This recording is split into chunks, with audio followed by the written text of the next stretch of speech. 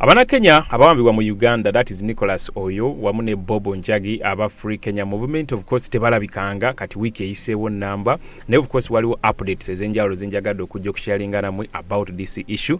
Mwena mujjukire nti baali bazze kukyalira His Excellency Kyagulanyi era baaliyo bulungi kolale Buyende ne Kamuliso eyo ensonga ebe tukwatako ffe bannankyukakyuka.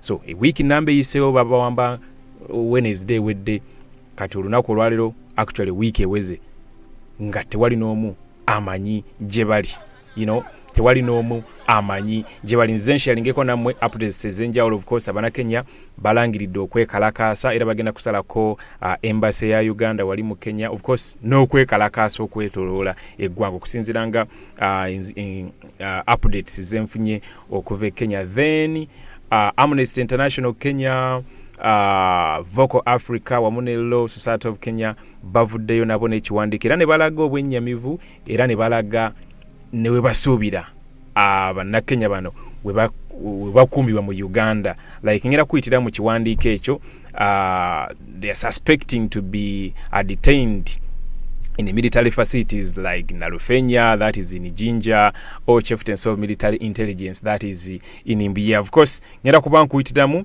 mu update sezo zeba highlighting about okunoonyereza kubanoonyereza. Naye before we dive deep into today's JB Muwonge Talk Show, I want you to first refresh your mind with this, and then we get started. Remain unknown despite pressure from government, families and human rights organizations. The family, accompanied by activists on Tuesday, took their complaints to the Kenya National Commission on Human Rights, urging the commission to probe the matter and exert pressure on government to do more to have the two released. Meanwhile, Uganda's High Court has set October 14th as a hearing date for a habeas corpus application filed by Ugandan lawyers. Now, I want you also to get to that. Uganda waliwo balawyer abafilinga habeas corpus nenga egenda kulirwa ennaku z'omwezi nga 14 omwezi guno. That is olunaku olwokubiri olujja. So ensonga zino muzigoberere bulungi nnyo. Njagi reports. The week-long fight for the release of Bob Njagi and Nicholas Oyoo, who were abducted in Kampala, Uganda last week, was on Tuesday taken to the Kenya National Commission on Human Rights. Oyoo's family and Kofi Atinda, who survived the abduction trap, recorded a statement with KNCHR before they expressed their frustration. They have promised to follow up with their counterparts in Uganda. We are hopeful that will happen. We are still awaiting feedback from the ministry. We met the PS last evening, Korisingwe, but we feel that it is still dragging. Ochieng says the events of last Wednesday have left the families in distress, with each passing day without their presence adding pain and anguish. My mom is not very young, 74 years. This is Norbert Ochieng, is the brother to Nicholas Oyoo. Nicholas Oyoo is the Secretary General of the Free Kenya Movement. So the brother speaks out. Obviously, age comes with a bit of diseases. Yeah. And she's not been very well. I've also received reports about Bob's mom, who was in hospital before the incident. And because of the incident, I hear that she's gotten worse. So that we can respect the rule of law, we would like for Nicholas and Bob, both of them, to come back, bring them back, and if there's anything that anyone has a complaint on, it's then in a lawful society, what we do, we take it to court. With the diplomatic correspondence between Nairobi and Kampala failing to bear fruits this far, human rights organizations have questioned the government's commitment to rescue the two after Uganda police denied holding them. It's high time that the two countries read from the same script and we be told the truth and the way forward. The Uganda High Court has directed that the habeas corpus case filed by lawyers and activists seeking to compel top security officers to produce Njagi and Oyoo will be heard on October 14th. Meanwhile, in Tanzania, the family of former Tanzania ambassador to Cuba, Humphrey Polepole. Imagine. Anyway, what's going on in East Africa? Chobolabanga, Twino stepping in to put an end to this madness. Be it Kenya, be it Uganda, be it Tanzania, be it everywhere. Abakulembeze of course bakola ebintu bino okwekuumira ku ntebe eyo. We Tanzania tayagala givaako. We Uganda agiremedeko emyaka kati 4. Ruto mulabe engeri gyakikuttemu. So sad. Anyway, let me take you through the statement from Vocal Africa, Amnesty International Kenya, as well as the Law Society Kenya. Olabebo engeri ensonga eno gye bagitunudde. Actually, let me try to bring it close. You also follow along, or maybe let me just do this. Yeah, I think that would be far much better. Now, this is the statement on the abduction. Of course, it was written on the 6th of October, that is 2025. Statement on the abduction of Kenyans Njagi and Nicholas Oyoo. Now, that's the Law Society of Kenya, Vocal Africa, as well as the Amnesty International Kenya. It says 6 days since the abduction of Kenyan human rights defenders, that is Njagi and Nicholas Oyoo in Kampala, their whereabouts remain unknown. The Law Society of Kenya, Vocal Africa, and Amnesty International Kenya express deep concern that despite public outrage and ongoing diplomatic engagement, the two remain held incommunicado, a blatant violation of Ugandan and international human rights law. Eyewitness accounts indicate that Njagi and Nicholas Oyoo were abducted in Kampala by masked, uniformed and armed men. Did you hear that?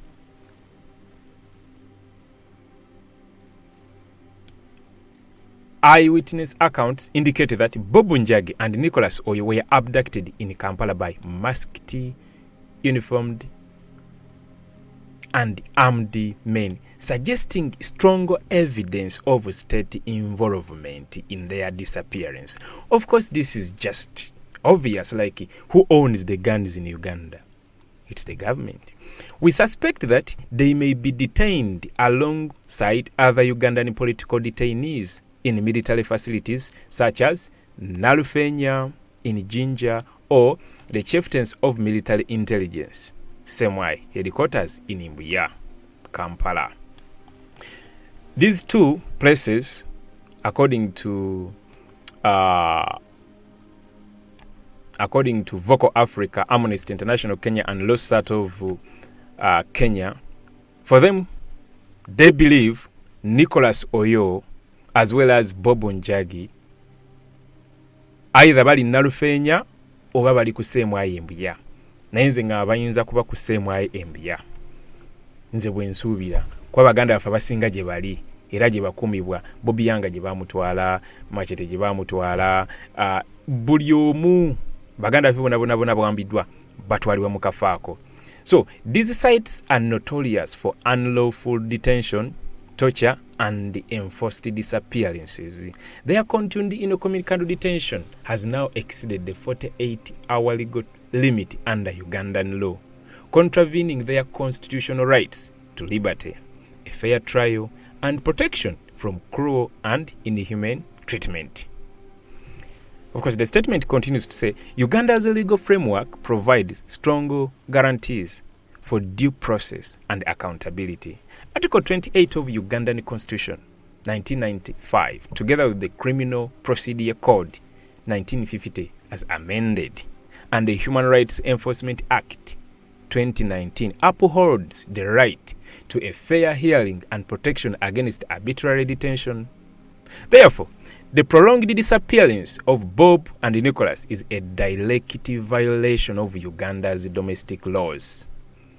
Now, after having read this is what I want Amnesty International Kenya, Vocal Africa, and Law Society of Kenya. Uganda is a lawless country under Museveni. We live in a country where the law doesn't apply. The constitution is like Museveni's. He can, whatever article he doesn't want the constitution, can just wake up one morning and say, I don't want that article, let's remove it from the constitution. That is Uganda under Museveni. So if you preach laws and all this kind of a thing, he just needs force. So anyway, let's continue with this. Beyond the national law, the abduction and the suspected enforced disappearances of Bob Njagi and Nicholas violate several international and regional legal frameworks binding both Uganda and Kenya. Under the International Covenant on Civil and Political Rights, ICCPR, Article 67 and 9 guarantee the rights to life, liberty and security of person, and protection from torture and other ill treatment. The Convention Against Torture, CAT, obliges states to both prevent and investigate acts of torture and other ill treatment. At the same time, the African Charter on Human and People's Rights affirms similar protections under Article 4, 5, 6, and 7. The International Convention for the Protection of All Persons from Enforced Disappearances, though not ratified by Uganda, defines enforced disappearances as a crime under any circumstances. The East African Community Treaty commits member states through Articles 6D and 7.2 to democracy, the rule of law, and respect for human rights. Furthermore, enforced disappearances and cross-border abductions are potential crimes against humanity when they form part of a widespread or systematic attack on civilians. The current situation in which East African citizens are abducted and detained across borders reflects a dangerous erosion of these fundamental principles. Of course, they've put it very, very, very right and very perfectly. We welcome Kenya's Minister of Foreign and Diaspora Affairs' ongoing efforts and urge them to intensify diplomatic engagement with the Ugandan counterparts to ensure the immediate disclosure, release, and the safe return of Bob and Nicholas. The Ugandan government must act transparently and ensure the activities human treatment. Each passing day deepens the anguish of their families who remain without answers or access to their loved ones. Bob and Nicholas represent a generation of younger East Africans committed to justice, civic participation, and the defense of human rights. Their suspected enforced disappearance is not a violation of their individual freedoms, but also a threat to the rule of law in the region. We retaliate our collective demand for their immediate release. Both governments must promptly uphold their domestic, regional, and international human rights obligations. The Law Society of Kenya, Vocal Africa, and Amnesty International Kenya stand in solidarity with Bob, Nicholas, and their families, and all East Africans facing repression. Signed, Ilungu. Those are the executive director, whatever. Anyway, this is not so much important. Of course, this you've heard very well. Now, when you read this, Olabira Amnesty International Kenya, Vocal Africa, Law Society of Kenya, Bafayo, they are already doing their best to highlight the plight of these two. Naye choyino okumanya nti Ruto wamuli Museveni, those two are in the same WhatsApp group. They share similar notes and messages. You've heard Ruto come to Uganda, campaign for Museveni and all that kind of thing. But when Kenyans come to stand in solidarity with Bobiwine, then that's a crime which warrants abduction and all that kind of thing. That is impunity. Negwe choyino okumanya bana Kenya, of course, olunaku olwaliro mbadde mpatrolingako ku platforms ezenjawulo jengwiridde ku posters ezenjawulo nga ziranga okwekalakaasa. Jengwiridde ku posters ezenjawulo nga ziranga okwekalakaasa. Actually, they have defined it as what is that poster? But I'm sure you've seen it on the screen behind me. A poster having images of that one. That poster. So, where is it? Yeah, that poster. It reads, occupy all Ugandan embassies worldwide. Occupy all Ugandan embassies worldwide. Occupy all Ugandan embassies worldwide. 9th October 2025. Free Bob and Nicholas. So, bar and the hashtag end abductions EA, which of course imply East Africa. Now, bataddewo olunaku olugenda okubeera olwokuna nationwide protest calling for the release of Nicholas Oyoo, the Secretary General of the Free Kenyan Movement, as well as Bob Njagi, that is the chairman of the Free Kenya Movement. And then they are calling their fellow Kenyans to occupy all Ugandan embassies worldwide. Not only the one in Kenya, but worldwide. The last time Kenyans visited the Ugandan embassy in the form of a protest, this is what happened.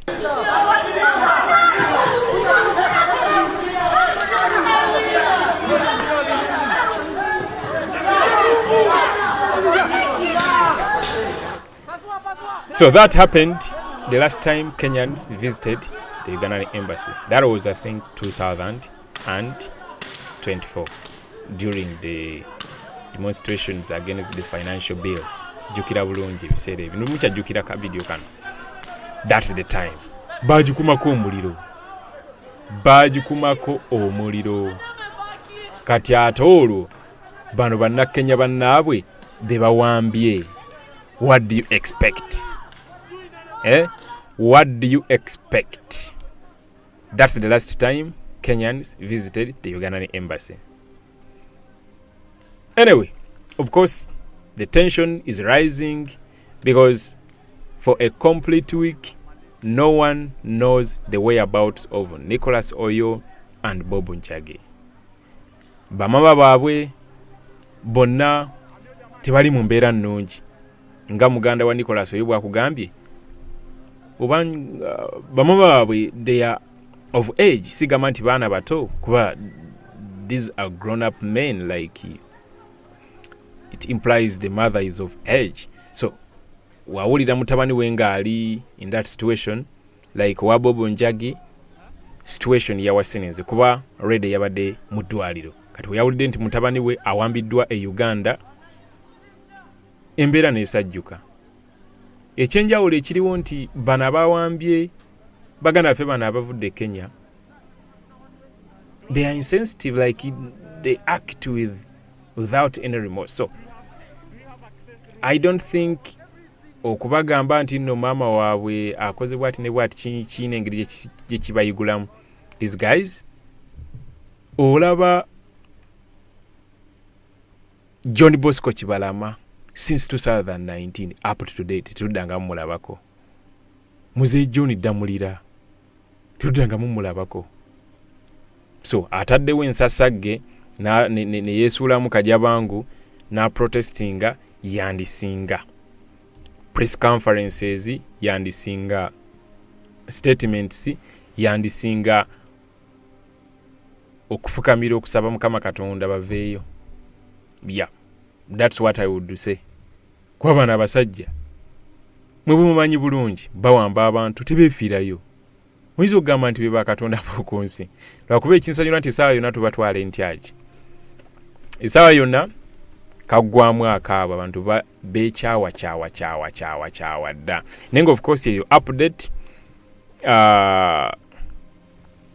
wanabeerayo any other update era nja kujja mbayitiremu. Empozi ekirala poliisi ya Uganda yagaana oba yabyegaana ssebo.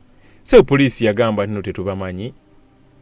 Naye tekyewuunyisa olw'ensonga sisuubira nti Uganda poliisi yandivudde negamba nti no ffe twabawamba twamanyi bulungi. Atinda omu ku bo yatoloka oba ekaawonawo ya surviving abduction yastatinga bulungi actually ne mu application habeas corpus application gye ba filings y'omu ku ba witness even babadde ku kitebe kya human rights e Kenya yemu ku ba witness yabanyonyodde bulungi nti abasajja bajja abamu nga bakutte emmundu abamu nga bali mu uniform abamu nga tebali abamu nga bali mu uniform za police abamu nga tebali mu uniform za police so kadeni kikira kyobero yagala witness omuku bo akugambye nga bwe byali so police Lushoke yavaayo jo n'agamba nti nno tamanyi. Where is that video? It's like I had it somewhere here. No, I think it's far. But I think I have it somewhere here. Let me see if I can retrieve it. Mumuwulire bulungi Lushoke nga akola ki. Sebo nga agamba nti nno tebabamanyi gye bali. Here he is. Morning, our viewers. Uganda Police spokesperson Kituma Rusoke, while addressing the media, defended the police, maintaining that the two missing individuals are not in their custody. I don't have any information to the effect that they are in police custody. Of course, Sedanga Wechibera. Anyway, kasoka maleyo. Nor do I have any information that they are accused by police. If I had it, I would volunteer it here without any reservations. Rusoke says that the alleged abduction has not been formally recorded, saying police have no official reports or documentation of the two individuals' disappearance. I also don't know whether it has been reported formally that they are lost persons or missing persons. As police maintained their denial of the alleged kidnapping at the High Court's Civil Division in Kampala, two lawyers accompanied by human rights activists. So, you've heard well. Police ebeganyi. Naye ndowooza gwe ng'Omunnayuganda ekyo tekiku-shocking of course. Kwasuubira nti nno badde olowooza nti police esobola okuvaayo n'egamba nti nno tubalina ffe twabawamba this, that and that. Kibayogera ku Eddie Mutwe, kibayogera ku Bobiwine, kibayogera ku Machete, kibayogera ku Akirewo Kivumbi, kibayogera ku Mugumya Gaddafi, kibayogera ku Smart Wabubi, kibayogedde ku buli muntu gwe bazze bawamba. So tekishokinga police kuvaayo kugamba nti no tebamanyi. Emanyi. Ate babalimba emanyi. These are Kenyan nationals that had come to stand in solidarity with His Excellency Kyagulanyi Ssentamu Robert. Kati kyolina okumanya bali babuuza kajoji weebuuzo mu connectinga mutawani Bobiwine. Tulaba Free Kenya movement yatandika mu 2018 during the early stages of people power era ya Bobiwine mukwatagana mutya yaba inspiring akali mutegese kiki mufumba bichi kyolina okumanya bali eyo oba mu basement oba luddawa bali mu babuuza kajoji weebuuzo ate nga tewali bakola massage kati bali mubakola massage bibakola Eddie Mutwe. It's the same thing to extract information from them. Nayenga, like I always promise you, in case of any other update, I'll come back here at JB Muwonge Talk Show. We break it down. I give it to you. We're very up to date about these are brothers, these are comrades that were abducted in Uganda. We need to highlight their plight. We need to speak out. We don't need it to keep quiet on this. Remember, any day that passes, yeyongera enyike wamu n'okubeeranga bangi si bano bokka bayitirivu nnyo tusiiba tubanja baganda afa basibiddwa kati bayina misango baganda fona bona tewali muntu wa people power tewali muntu wa NUP asibiddwa ali Kitalya ali Kigo ali Luzira ali Masaka nga ayina omusango tewali n'omu tewali musango gwobozizza nga bakusanze oyambadde carried beret kano so kati naye nga tujja kubeera nga nja kubeera nga nkomawo in case of any update waliwo wanali mu computer in case of any update nja kubeera nga njibawa. Have the best of the time. Peace and love.